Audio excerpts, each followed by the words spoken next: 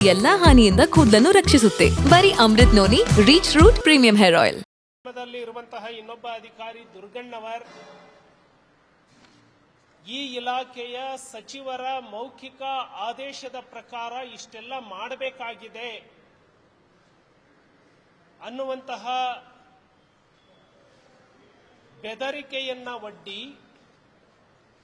ಹಣವನ್ನ ಅಕ್ರಮವಾಗಿ ವರ್ಗಾವಣೆ ಮಾಡಿಕೊಂಡಿದ್ದಾರೆ. ಪರಿಶಿಷ್ಟ ಪಂಗಡದ ಬಡವರಿಗೆ ಸೇರಬೇಕಾಗಿದ್ದಂತಹ 187 ಕೋಟಿ ರೂಪಾಯಿಗಳನ್ನು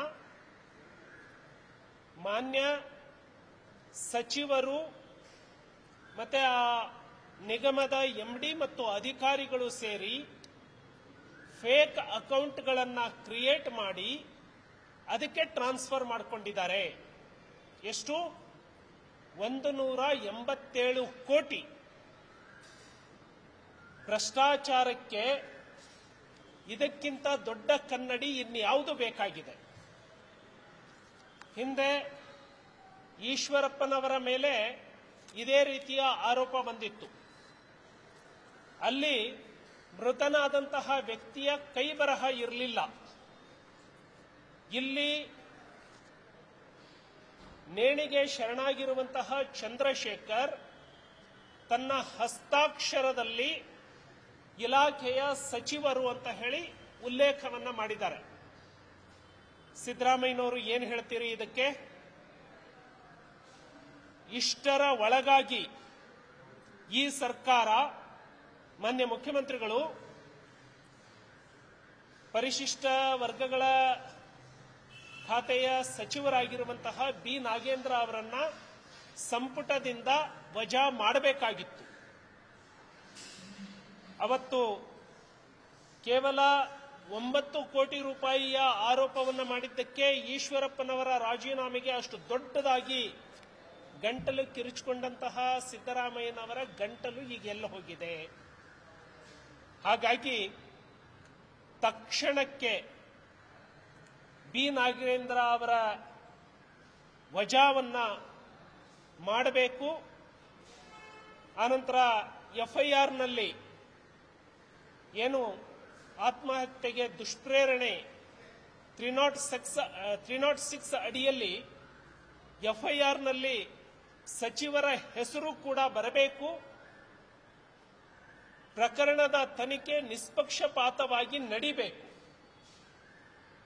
ಕೂಡಲೇ ಆ ಮೃತರ ಕುಟುಂಬಕ್ಕೆ ಸೂಕ್ತವಾದಂತಹ ರಕ್ಷಣೆಯನ್ನ ಕೊಡಬೇಕು ಈ ಸರ್ಕಾರ.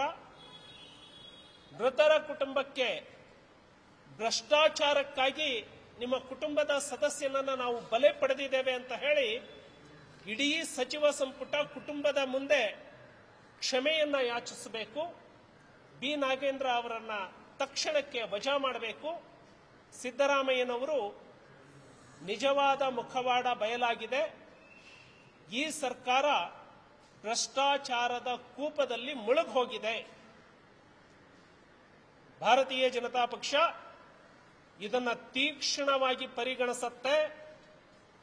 ರಾಜೀನಾಮೆ ಕೊಡುವವರೆಗೆ ಹೋರಾಟವನ್ನ ಕೈಗೊಳ್ಳುತ್ತೆ. ಈ ಸರ್ಕಾರದ ಭ್ರಷ್ಟಾಚಾರಕ್ಕೆ ಹಿಡಿದಿರುವಂತಹ ಕನ್ನಡಿ, ಈ ಸರ್ಕಾರದ ಭ್ರಷ್ಟಾಚಾರಕ್ಕೆ ಚಂದ್ರಶೇಖರ್ ಅವರು ಮೊದಲ ಬಲಿ ಅನ್ನೋದನ್ನ ಹೇಳ್ತಾ ಇದ್ದಾರೆ.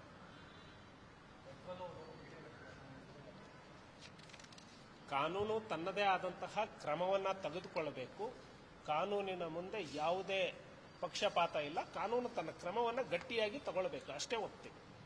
ನನ್ನ ಜೀವನದಲ್ಲಿ ನಾನು ಮಾತ್ರವಲ್ಲ, ನನ್ನ ಕೂದಲು ಕೂಡ ಆಗಿರ್ಬೇಕು ಸ್ಟ್ರಾಂಗ್ ಅಂಡ್ ಸ್ಟೈಲಿಶ್. ಬರೀ Amrut noni reach root premium hair ಆಯಿಲ್ ನೊಂದಿಗೆ. Reach root premium hair oil. ಅನುಕ್ಷಣದ ಸುದ್ದಿಗಳಿಗಾಗಿ Vistara news YouTube channel subscribe ಮಾಡಿ. ಹೊಸ ಸುದ್ದಿಗಳ ನೋಟಿಫಿಕೇಶನ್ಗಾಗಿ ಬೆಲ್ ಐಕಾನ್ ಕ್ಲಿಕ್ ಮಾಡಿ.